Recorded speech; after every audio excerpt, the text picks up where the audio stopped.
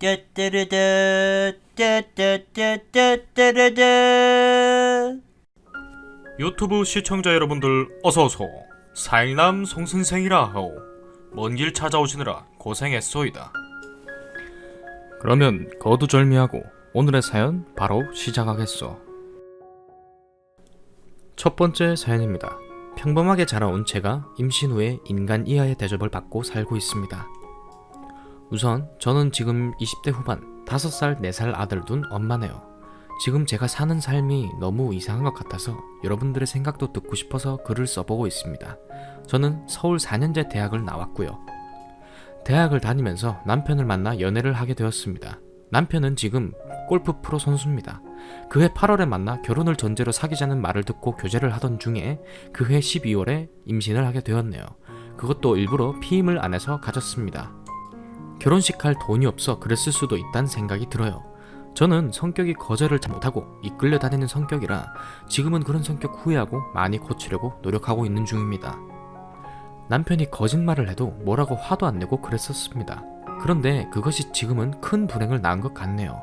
처음 만났을 때 저는 가나시에 살고 있었고 남편은 다라동에 산다고 거짓말을 했었습니다. 그 나이대에 비해 좋은 차를 가지고 다녔고 골프 레슨으로 돈을 벌고 있었으니 결혼을 해도 미래를 책임질 수 있다는 생각을 갖고 깊게 만나고 있었습니다. 물론 그런 배경이 중요하지는 않았지만 그래도 저희 집안이 경제적으로는 중산층 정도 되니까 비슷하게 만나거나 좀 더 나았으면 하는 생각을 하고 있었죠.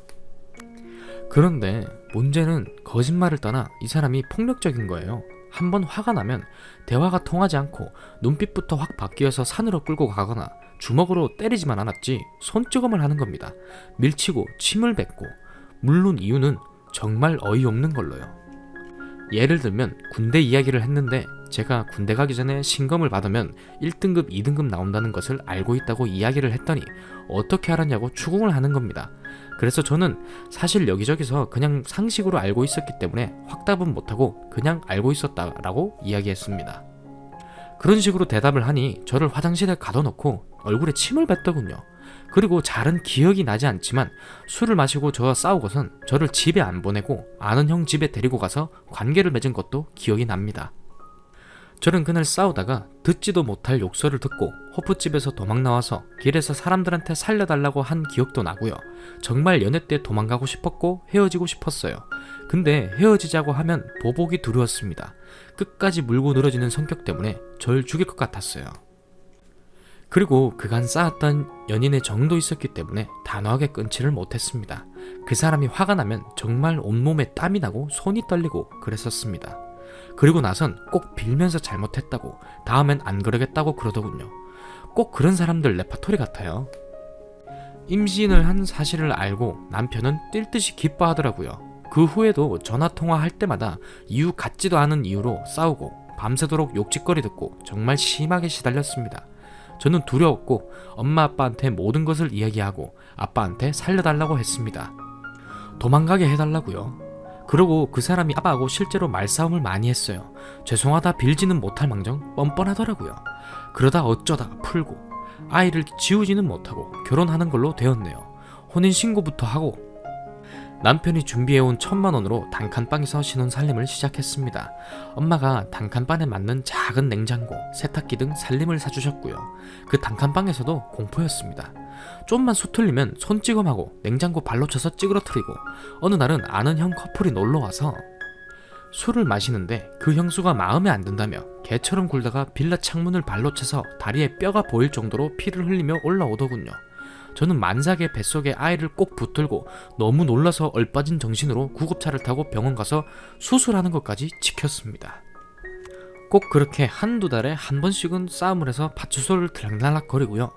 음주운전은 습관이고 정말 겉으로 보기엔 젠틀하고 철든 남자처럼 보이는데 속은 짐승보다 못합니다. 그런데 뱃속에 아이가 커가니까 시골 동네에 있는 아파트로 거처를 옮겼습니다. 사실 그 아파트도 엄마가 예전에 투자한 엄마 명의로 되어 있던 것이고 전세를 살고 있던 사람이 있었기에 제 이름으로 전세 대출을 받아서 들어가 살았습니다.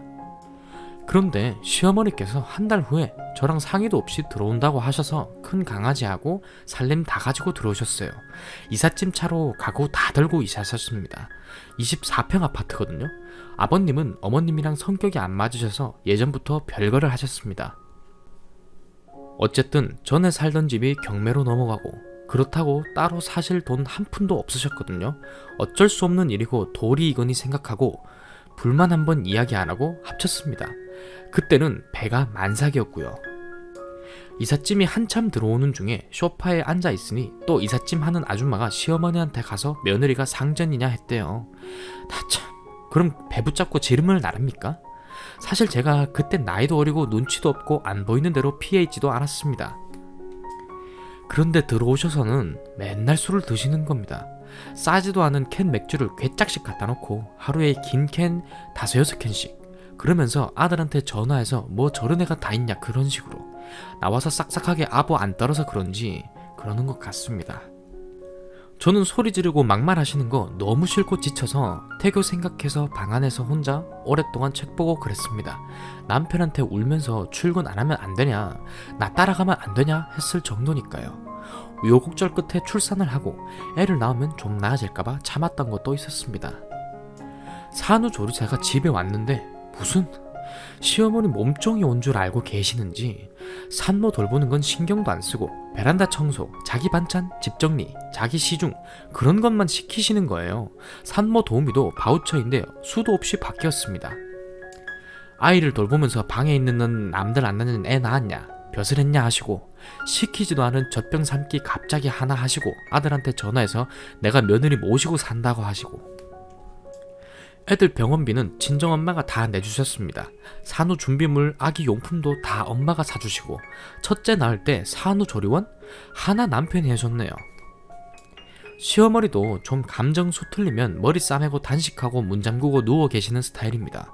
그거 그냥 가만히 놔두면 남편이 1시간에 한 번씩 전화해서 야 들어가봐라, 야 대화를 신청해라 등등 하루하루 정말 바늘방석입니다. 아이를 보면서 울기도 많이 울었고요. 남편도 믿을 게 못 돼서 그냥 혼자 알았습니다. 애들을 전혀 봐주지 않으시고 맨날 누워서 TV만 보셨어요. 애들이 좀 징징거리면 막 화내시고 애한테 소리 지르시고 툭하면 졸린가 보다 데려가서 재워라. 둘째는 모유 수유를 했거든요. 툭하면 애 운다 젖 물려라. 둘째는 1시간에 한 번씩 젖을 먹였습니다. 지금은 제가 가식 떠는 수법이 좀 느려서 수 틀리는 것도 둥글게 넘어가곤 하는데 둘째를 낳고 남편이 외박이 잦고 새벽에 스크린 골프를 치러 이틀이 멀다 하고 나갑니다. 오죽했으면 큰아이가 아빠는 왜 우리 집에 놀러와서 잠도 안 자고 가? 했을 정도입니다. 어쩌다가 애들 재우다가 밤 11시 12시 다 돼서 저도 피곤해서 잠들어 버렸을 때 남편이 들어오면 시어머니 방으로 뛰어오셔서 큰소리로 야! 네 신랑 들어왔는데 어디 처 자빠져 자고 있냐? 외박하고 아침에 들어오면 빨리 네 신랑 꿀물 내놔라. 꿀물 없는데요? 하면 나가서 사와라. 그래서 그냥 돈 없다고 했어요. 웃으면서. 대박인 것은 아이들 어린이집 보내기 시작하면서 저는 제가 전공했던 좋아하는 그림 그리겠다고 했거든요. 아이들 가 있는 시간만이라도. 집 근처에서 화가 화실을 발견했습니다. 그랬더니 네가 그걸 해서 뭐 할 거냐? 네가 나한테 해준 게 뭐가 있냐? 너 돈 버는 꼴 보기 싫다. 건방 떨 것 같다. 살림할 게 얼마나 많은데 나가서 그림 따위 그리냐 등등. 또 집안에 큰 싸움이 됐습니다. 결국 마음에 짐이 생기니 더욱 우울해지고 안 하는 이만 못하게 돼서 그만뒀습니다. 인터넷으로 세제나 생필품 주문하는 것조차 보고를 드려야 됩니다. 제 일거수일투족을 모두 알고 있어야 해요. 전화를 받으면 누구냐고 물어보십니다.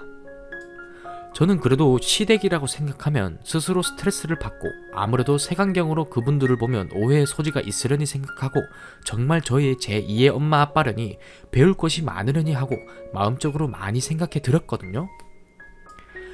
원래 그런 성격의 사람들이니 내가 이해하고 받아들이고 마음을 열어야겠다 생각하고 잘 해드리는데 정말 이건 아니다 생각이 들 때도 많습니다.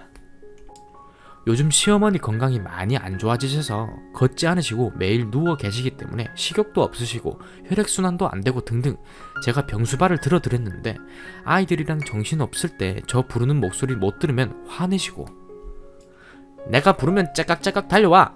하시고 지금은 병원에 잠깐 입원을 하셨습니다.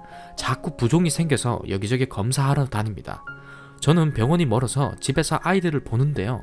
아버님께서 오셔서 간호를 하시는데 오늘 아침에 아버님도 저한테 전화를 하셔서 어머님 성격, 병간호 너무 힘들다고 눈물을 보이십니다. 정말 남자다우신 분이신데 남편은 외국에 레슨 겸 훈련을 하러 갔어요.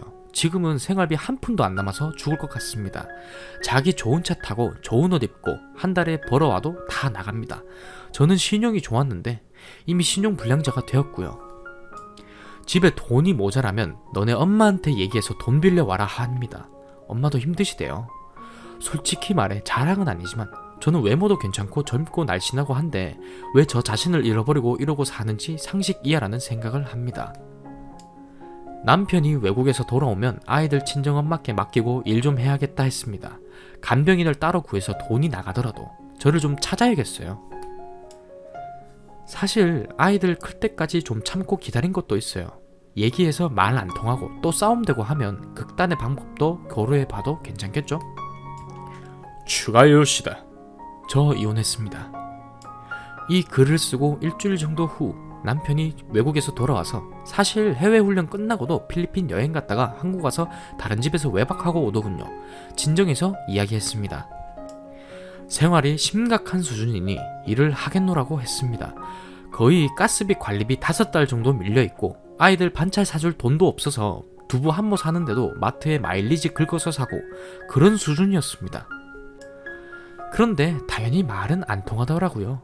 네가 500만 원을 벌 거냐 1000만 원을 벌 거냐 내가 벌어다 준 돈으로 편하게 놀고 먹었으면 됐지 뭘 더 바라냐 라는 식으로 하더니 애들을 억지로 데리고 가려고 하다가 큰애가 안 간다고 우니까 작은애를 옆구리에 끼고 깽판을 부리다가 가더라고요. 그 후에 저는 엄마의 설득으로 시어머님의 퇴원 다음날 엄마와 같이 그 집으로 다시 들어가게 됐습니다. 저희 엄마는 지금 시어머니 입원해 계시는 상태니까 내가 나와봤자 집안일 등한시하고 집 나온 여자로밖에 할 말이 없으니 증거도 없고요. 조금만 더 해보다가 정 안되면 꼬투리 잡을 일을 만들어야 이혼이 수월하게 될 것 같다고 합니다. 들어가니 역시나 뭐 그렇죠. 뭐 사람 취급 안하고 그래서 남편에게 이혼 생각했었다고 얘기를 하니 바로 폭력을 휘두릅니다. 아이들 자다 깨서 안아달라고 우는데도 애들 만지지 말라면서 등등. 시어머님까지 나와서 휘둘렀습니다. 너 때문에 내 아들 인생 망쳤다. 너만 없었으면 탄탄대로였다. 어쩌고 저쩌고. 어쨌든 맞고 나왔습니다. 아이들은 못 데리고 나왔습니다. 큰애는 눈치가 빨라서 엄마랑 같이 가겠다고 울고불고 난리를 치는데도 못 데리고 나왔어요. 정말 마음이 갈기갈기 찢어졌습니다. 그러다가 시간이 조금 지나고 합의 이혼을 하려고 하는데 일단 그들이 살고 있는 집이 저희 엄마 집이니 아버님이 먼저 이사를 나가겠다고 구해놓은 집이 있다고 살던 아파트 전세 내놓으라고 하시더라고요. 바로 내놓으니 세입자가 금방 생겨서 계약을 했습니다.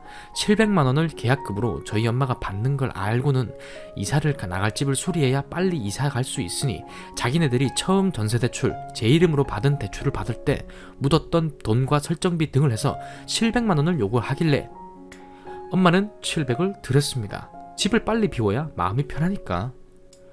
아뿔싸 1000만 원 더 안 주면 눌러붙어서 절대 안 나간답니다. 그럼 상황이 세입자한테 100 변상 1400만 원을 해야 되거든요. 이사 들어오는 날은 당장 다음 주인데 법적 처리도 불가능합니다. 법은 서민들을 위한 법이 아닙니다.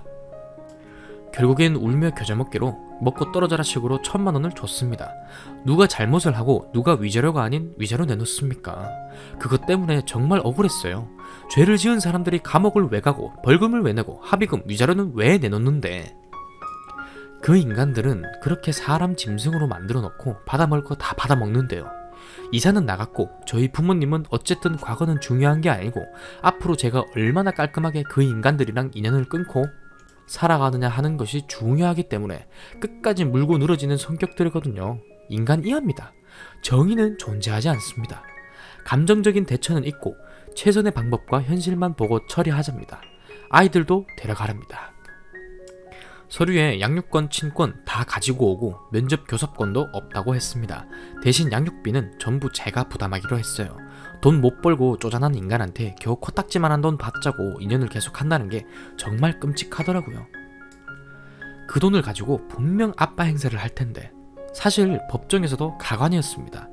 그건 이 글을 읽는 분들 모두 스트레스를 받으실까봐 생략했습니다.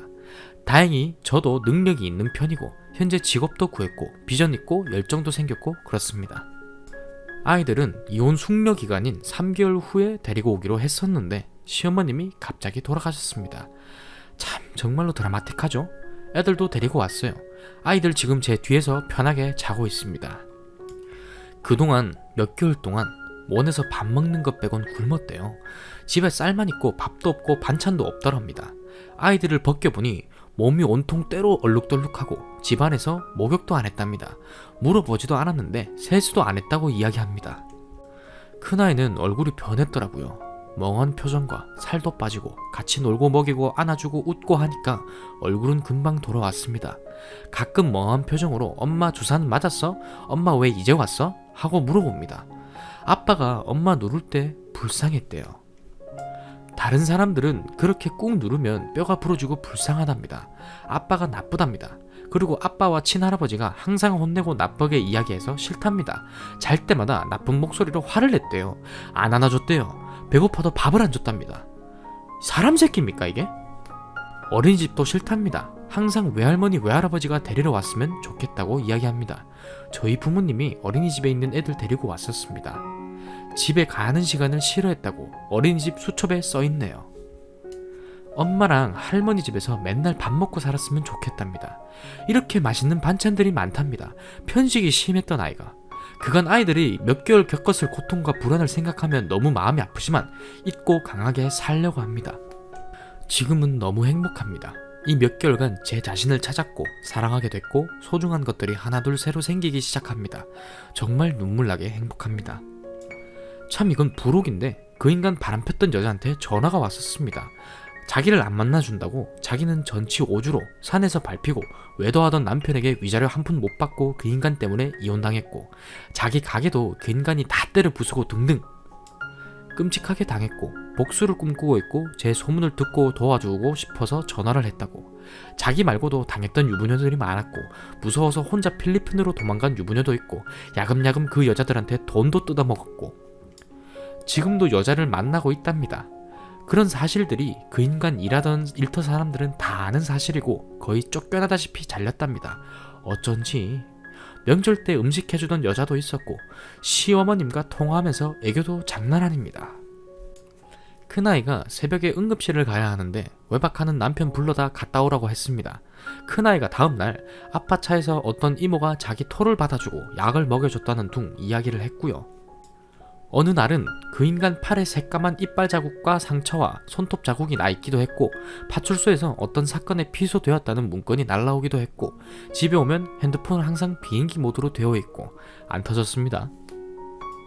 새벽에 어떤 여자에게 문자도 왔고 성병도 걸려왔고 친구였던 인간이 저한테 뭔가 흘리기도 했고 외도를 한다는 내용이었습니다.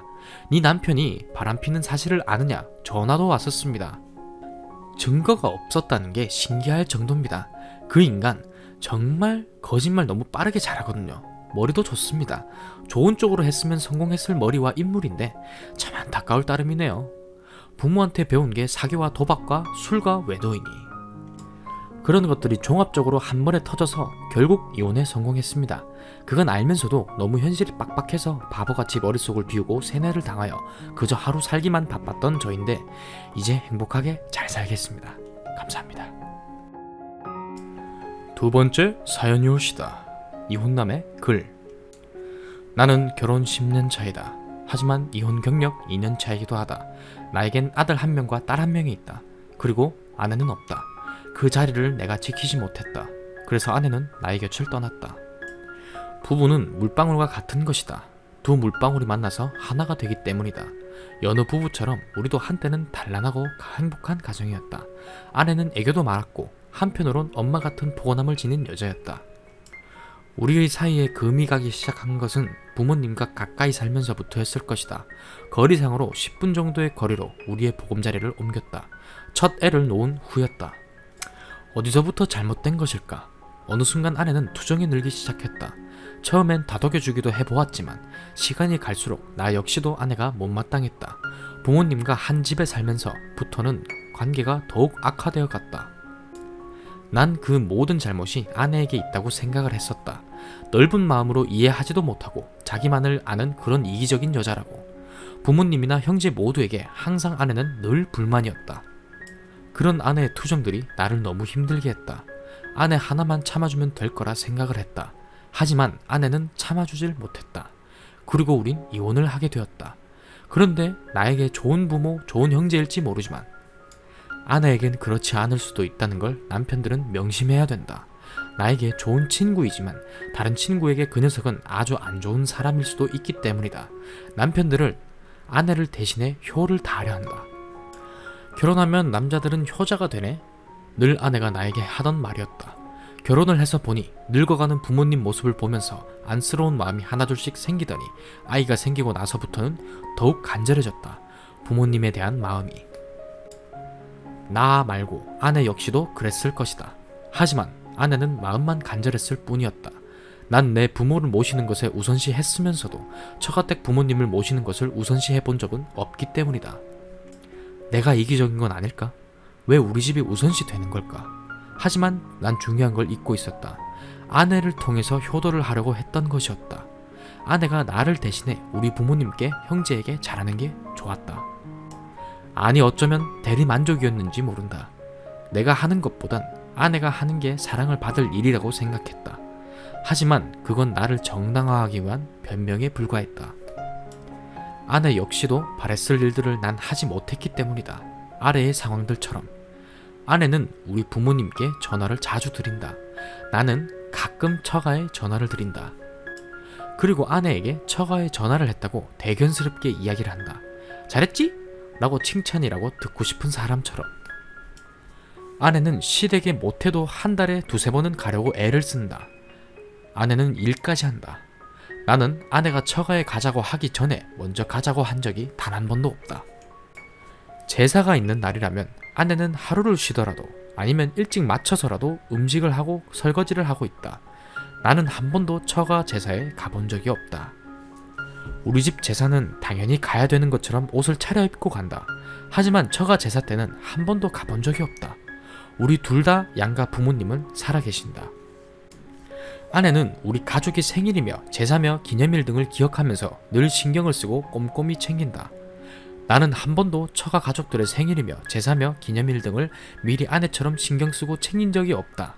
아내가 전화를 드리라고 하면 전화를 하는 정도였고 그 모임에 참석하는 정도였다. 아내는 휴가가 되면 바리바리 싸들고 갈 음식을 장만하느라 제대로 쉬지도 못했다. 휴가는 쉬기 위해 가는 것인데 아내는 휴가 때마저도 집안일을 해야 했다. 처가랑 휴가를 갔을 때 밥을 해먹은 적이 없다. 끼니 때면 사먹고 놀았다. 그때 아내는 정말 휴가다운 휴가를 즐기고 있었다. 명절 때 아내는 힘들게 제사 음식이며 명절 음식을 준비하고 하루 종일 부엌에서 서서 일을 한다. 나는 도와준다고 하지만 그것도 한계가 있었다. 청소하고 TV 보다가 잠도 잠깐 자고 저녁을 먹고 난 후 가족들과 놀고 술을 마시며 도란도란 이런저런 이야기를 나눈다. 명절 당일날 처가에 저녁 늦게 간다. 모처럼 모인 가족들 보기 힘들어서 누나들 오는 거 항상 보고 간다. 처가에 가면 나는 그 전날의 피곤함에 잠을 청한다. 아내는 처가에서 몰려오는 잠을 청한다. 처가 식구들하고 제대로 놀지도 못하고 그 이튿날 오는 경우가 많았다. 내가 아빠가 되던 때 우리 부모님이 아기를 보고 싶어 하셔서 친정에서 몸조리하는 아내에게 가자고 이야기를 한다. 보고 싶어 하는데 보여드려야 된다고 아내를 데리고 아기를 데리고 집에 간다. 산후 몸조리가 중요한데 그건 아직도 아내에게 미안하다. 부모님의 보고 싶음보다 아내의 몸을 생각했어야 하는 게 당연한데도 불구하고 나는 아내를 데리고 갔었다. 같이 살면서부터 나는 출근을 하고 퇴근을 해서 씻고 저녁 먹고 아이들하고 잠깐 놀아주고 TV 시청을 하고 잠자리에 들곤 했다. 가끔 주말에 아이들과 부모님 모시고 근교에 놀러가고 외식하고 그렇게 하는 게 다일 거라고 생각했다. 아내는 하루 3끼를 꼬박 챙기고 아이들 뒤치다꺼리에 집안일에 하루 종일 내가 오기만을 기다리고 있었는데 나는 아내가 저녁 때 하는 그런 투정들이 갈수록 짜증스러워지기 시작했다. 아내는 내가 알아주길, 이해해주길, 숨쉴 구멍을 찾아주길 바랬을 것인데 말이다. 나는 아내를 외면하고 있었는지도 모른다. 아내는 말수가 점점 줄어들기 시작했다. 어느 날부터는 아예 입을 닫아버렸다. 투정도 하지 않고 싸늘하게 나를 대했다. 우리 부모님을 모시는 게 그렇게 불만이 되는 식으로 너 같은 여자와 더 이상 살 수 없다고 했다. 생각만 해도 무섭고 이기적인 여자라고 해버렸다. 난 내 부모 감정과 형제들 감정만 중요시했지. 정작 아내의 감정들은 이해할 수도 없었고 이해해주지 않는 아내가 미웠다. 아내가 화를 내는 때는 그만한 이유가 있었던 것이었고 아내에게 참으라고 하기 이전에 내가 그런 일들이 일어나지 않도록 부모님과 형제들에게 인식을 시켜주었어야 될 일들이었다. 나는 아내에게 양보하라고만 했다. 부모님의 섭섭함도 참으라고. 그런 분들이 아닌데 왜 그러나 몰라식으로 달래곤 했다. 분명 그건 잘못된 것인데도 말이다. 하루 이틀 점점 우리는 멀어져 갔다. 그리고 결국 헤어졌다. 부모님이랑 같이 살면서 나는 자식이기에 너무 당연한 것이었다. 우리 형수가 모시기 싫어서 불쌍한 우리 부모님 나라도 모셔야지 된다는 생각에 아내의 의견도 듣지 않고 같이 살게 된 나의 잘못이었다. 누구에게나 부모는 소중하다. 하지만 결혼을 함과 동시에 시댁의 귀속이 되어버린 아내를 생각해 본 적이 있는지 남편들에게 묻고 싶다. 위에 나열한 몇몇 가지 상황들에서도 남편들에게 묻고 싶다. 정말 자신이 효를 다한다고 생각하는지 말이다. 그리고 우리는 아내처럼 처가에 똑같이 하고 있는지 말이다. 부모님을 모시면 그 흔한 영화 한 편 보러 가는 날이면 나 몰래 아내에게 타박하던 어머니, 외식이라고 할라치면 부모님 마음에 걸러 제대로 외식 한번 할 수 없었던 일 등 너무 많은 일들이 스쳐 지나간다. 나에겐 인자하고 좋고 사랑하는 부모님이지만 아내에겐 시부모님이라는 걸 몰랐다. 아내에게 시댁은 서 있어도 앉아 있어도 결코 편하지 않은 곳인데 말이다. 늘 아내는 친정을 휴식처로 여긴다. 친정에 있을 때 아내의 얼굴과 마음은 편해 보인다. 아무리 우리 부모가 아내를 딸처럼 여긴다고 해도 나만큼은 될 수 없다는 걸 알았다. 그래도 부모님한테 아내는 며느리였던 것이었다. 남편들은 이 점을 착각해서는 안 된다. 사위는 백년 손님이다. 우리는 처가에 가서 대접을 받고 온다. 하지만 아내를 봐라. 사위처럼 처가에 하는지. 아내들은 시댁에 그 이상을 항상 하고 온다. 만약 남편들과 아내들의 자리가 바뀐다면 분명 우리 남편들도 아내들과 같을 것이다. 지금 이 시대의 이혼율은 점점 증가하고 있다. 성격 탓도 있지만 시댁과의 갈등으로 인해 이혼하는 경우가 생각보다 많은 퍼센트를 차지하고 있다. 난 부모님을 모시지 않는 그런 여자와는 살 수 없어. 우리 집에 이렇게밖에 못하는 여자와 살 수 없어. 라고 한다. 당신과 평생 갈 사람은 아내이다. 부모도 형제도 아닌 아내이다. 당신은 무엇 때문에 결혼을 했는가? 착한 며느리로서 아내를 보고 결혼을 했는가? 아니면 묵묵하게 싫은 소리 안 하고 일만 하는 아이만 잘 키워주면 되는 이유로 결혼을 했는가? 나에게 시집 와서 사랑스런 나의 아이들도 놓아주고 살림도 잘했던 아내를 난 며느리에 맞추어서 보았다. 그런 감정들은 하나둘씩 쌓여져 갔고 급기야 터져버리고 말았다. 사람들은 중요한 걸 잃고 나서야 후회를 한다고 한다. 지금의 내가 그런 모양이다. 아내와 헤어진 후 마음의 이 빈자리는 누구도 대신해줄 수 없었다. 내 부모도 내 형제도 말이다. 부모가 내 인생을 살아주는 것도 아니고 형제 또한 자신들의 인생을 소중히 여기며 살고 있었고 단지 난 그들에게 가여운 존재일 뿐. 그 누구도 대신해줄 수 없는 삶을 혼자 견뎌야만 했다. 좀 더 아내의 입장에서 생각해줄 걸, 내가 좀 더 참아볼 걸 하는 후회가 든다. 난 지금의 남편들이 나처럼 소중한 것을 잃고 난 뒤에 후회하지 않았으면 한다. 어찌 보면 우리 남편들의 잘못이 크지 않았을까? 분명 아내들은 이야기했을 것이다. 힘든 마음을 우리가 알아주고 보듬어주길 말이다. 하지만 남자들은 그것이 아내에게 얼마나 심각한 문제인지를 깨닫지 못한 채 아내를 바꾸려 했을 것이다. 지금부터 앞에 10계명만 잘 지켜나간다면 나 같은 불행한 사람은 없을 것이다. 소중한 걸 깨닫기 전에 그것을 지키는 자세부터가 중요할 것이다. 나의 가정을 소중히 지켜라. 세상 무엇과도 바꿀 수 없는 게 나의 가정이다. 부부는 등 돌리면 남이라듯 이렇게 돌아서고 나니 정말 남남이 되었다. 항상 소중히 여기고 아끼며 가꾸어 가야 하는 게 가정인 것 같다. 남편들이여, 나 같은 실수는 하지 말기를 바란다. 이해를 한다면서 말로만 아내를 순간 안심시키려 하지 말고 아내가 진실로 무엇을 원하는지 듣고 존중해 주어라. 그리고 가슴으로 같이 아내가 아파하는 것들을 같이 아파해 주어라. 그래야 하나가 되는 것이다. 그리고 아내의 인생을 존중해 주어라. 이름 석자에 달린 인생으로 살아갈 수 있게끔 해줘라. 누구의 며느리도 아닌, 누구의 엄마도 아닌, 누구의 아내도 아닌 이름 석자의 인생을 살 수 있도록 해줘라. 그리고 더 이상 시댁에 아내를 맞추려 하지 말거라. 나의 반려자로 아내를 보아라. 그리고 한 가지 명심할 것이 있다. 앞에서도 언급을 했지만 나에게 좋은 부모라고 하더라도 아내에겐 불편하고 어렵고 때론 밉고 싫은 사람일 수 있다. 아내에게 참으라, 이해하라 하기 전에 나에겐 아내가 중요하다는 걸 인식시켜줘라.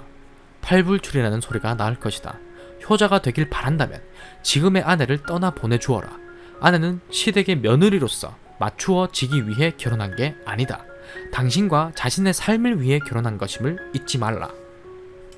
그런 자신은 처가를 위해 맞추어 사는지 한번 돌아보아라. 그리고 되도록이면 시댁과 멀리 살아라. 부모는 가까이에 있는 자식에게 의지를 하게 된다. 그럼 아내가 힘들어진다. 요구하는 게 늘어가기 마련이기 때문이다. 부모를 생각하기 전에 아내의 마음을 읽어라. 내가 아내에게 잘하게 되면 자연히 시댁에 잘하기 마련이다. 아내가 믿고 따르는 사람은 시부모님도 아니고 친정 부모님도 아니다. 오직 나뿐인 것이다. 그 믿음이 흔들리기 시작하면 당연히 내 주위 모든 사람들에게 소홀해지기 마련이다. 나는 지금 아내와 재결합을 위해 노력 중이다. 진정 소중한 것이 무엇임을 알았기 때문이다. 사랑하는 아내와 아이들과 그렇게 다시금 단란한 가정을 꾸리고 싶다. 나의 간절한 소망은 지금 그것뿐이다. 오늘의 사연은 여기까지요. 재미있게 봤다면 구독, 좋아요, 알림 설정, 댓글까지. 재미없게 봤다면 구독, 싫어요, 알림 설정, 댓글까지. 그럼 이만 물러가겠소. 빠이.